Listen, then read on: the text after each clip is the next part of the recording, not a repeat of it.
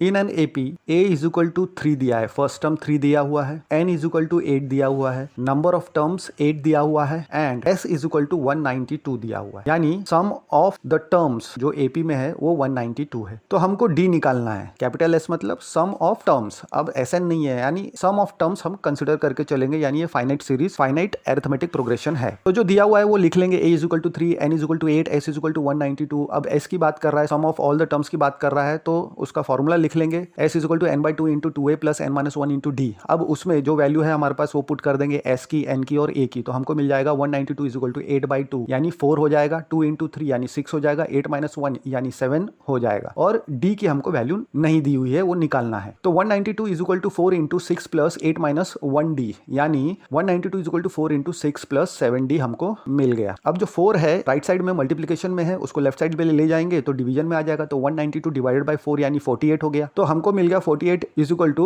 6 plus 7d। 6 को left hand side में लाएंगे तो माइनस हो जाएगा। तो 48 minus 6 42 is equal to 7d and d is equal to 42/7। तो हमको d डिफरेंस यानी 6 मिल जाएगा। तो डिफरेंस, कॉमन डिफरेंस हमको निकालने के लिए कहा गया था और वो हमने 6 निकाल लिया।